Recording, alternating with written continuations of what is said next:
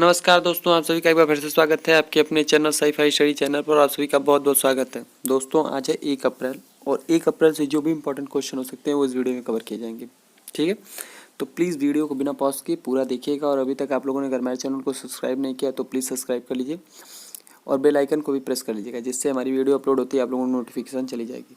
ठीक है, तो चलिए बिना देर के वीडियो को स्टार्ट करते हैं और देखते हैं हमारे क्वेश्चन क्या क्या है। ठीक है, हमने आप लोगों से कल एक क्वेश्चन पूछा था कि नीलम साहनी को किस राज्य के नए राज्य चुनाव आयुक्त के रूप में नियुक्त किया गया है। तो इन्हें आंध्र प्रदेश के चुनाव आयुक्त के रूप में नियुक्त किया गया है। इनसे पहले यहाँ के चुनाव आयुक्त रमेश कुमार थे। ठीक है, जिनके स्थान पर इन्हें बनाया गया है। ठीक है, और इन्हें यह पहली महिला मुख्य सचिव है। ठीक है, बात करें आंध्र प्रदेश की, तो आंध्र प्रदेश की कैपिटल क्या है? हैदराबाद के साथ साथ यहाँ की 3 और कैपिटल्स मानी जाती हैं, एक विशाखापट्टनम, अमरावती और कुर्नूल। ठीक है, आंध्र प्रदेश की कैपिटल हो गया। चीफ मिनिस्टर कौन है? जगनमोहन रेड्डी। ठीक है, यहाँ के गवर्नर कौन है? विश्वभूषण। ठीक है, यहाँ पे अभय ऐप लॉन्च हुआ था औरतों की सुरक्षा हेतु। ठीक है, यहाँ पे दिशा ऐप भी लॉन्च हुआ था। ठीक है, यहाँ का फेमस नृत्य कुचिपुड़ी है। ठीक है, इतना आप लोग याद रखिएगा। ठीक है ना, चलिए अगले क्वेश्चन को देखते हैं।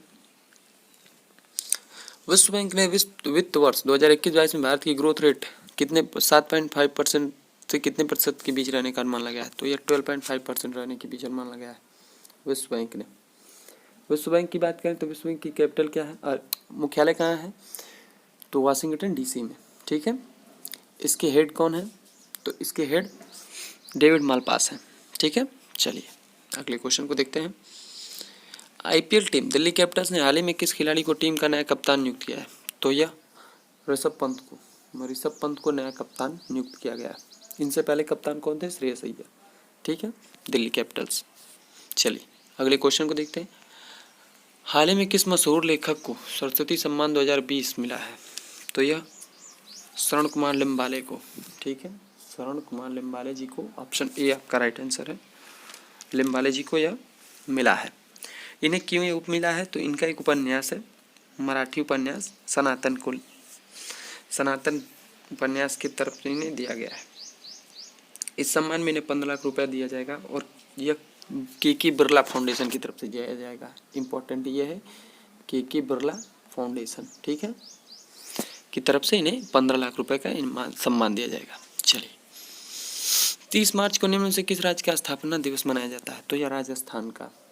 ठीक है, राजस्थान के स्थापना दिवस मनाया जाता है। राजस्थान 30 मार्च 1949 को इसकी स्थापना हुई थी। ठीक है, इससे पहले यहाँ पे राजपूताओं का राज था, राजपूतों का। ठीक है, ज़्यादातर यहाँ की भूमि राजपूतों की थी और अब क्षेत्रफल के लिहाज से भारत का सबसे बड़ा राज्य राजस्थान है। ठीक है, बात करें राजस्थान की तो यहाँ कैपिटल जयपुर है, जो पिंक सिटी के नाम से भी जानी जाती है। ठीक है, कलराज मिश्र यहाँ के गवर्नर हैं, अशोक गहलोत यहाँ के चीफ मिनिस्टर हैं। यहाँ पे लोकसभा सीटें 25 हैं, राज्यसभा सीटें 10 हैं, विधानसभा सीटें 200 हैं। ठीक है ना, चलिए अगले क्वेश्चन को देखते हैं। केंद्र सरकार ने नए वाहनों की खरीद से पहले पुराने वाहनों को स्क्रैप सर्टिफिकेट जमा करने पर कितने % की छूट देगी? तो ये 25% की छूट देगी। ठीक है, 25% की छूट नए वाहनों पर देगी।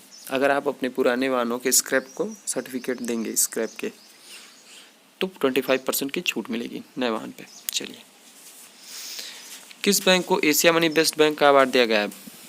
भारत का सर्वश्रेष्ठ SME बैंक चुना गया है। तो HDFC को यह सम्मान मिला है। ठीक है, HDFC मुंबई महाराष्ट्र में जिसकी मुख्यालय है और 1994 में इसकी स्थापना हुई थी। शशिधर जगदीश इसके CEO हैं। ठीक है, इसे से सम्मान मिला है। चलिए भारत और किस देश के विशेष बल के बीच हाल ही में हिमाचल प्रदेश में वज्र प्रहार अभ्यास का आयोजन किया गया है?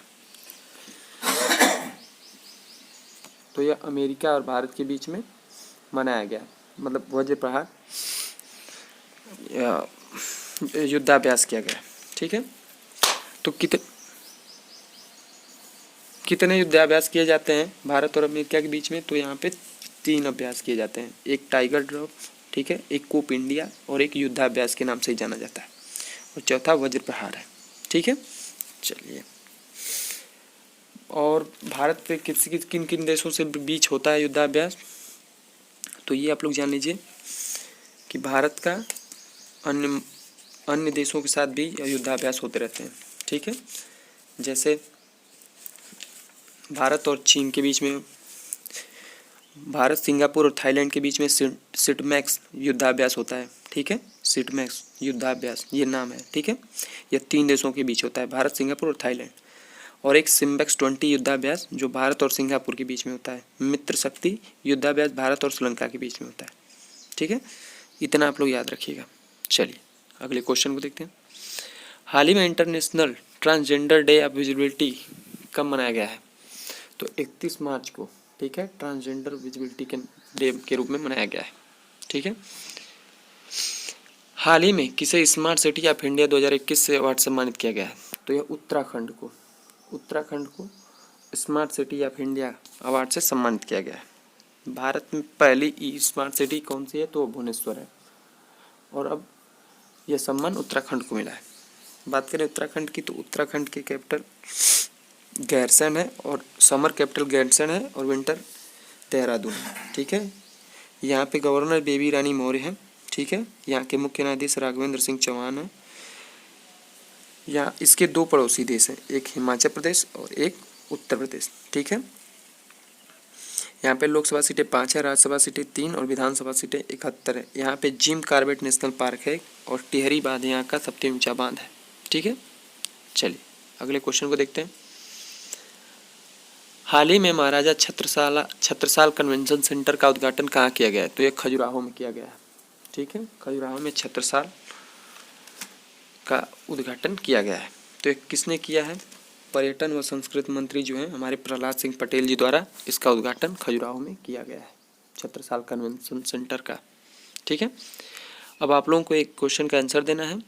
ये क्वेश्चन है आपके सामने कि सरस्वती सम्मान 2020 से किसे सम्मानित किया गया है। आपके ऑप्शन है ए विजय जोशी, बी सोमा मंडल, सी सेवक सेठ, या डी डॉक्टर शरण सिंह को। ठीक है, तो इसका राइट आंसर आप लोगों को कमेंट बॉक्स में देना है, और प्लीज़ वीडियो को पूरा देखिएगा। Thank you, bye bye.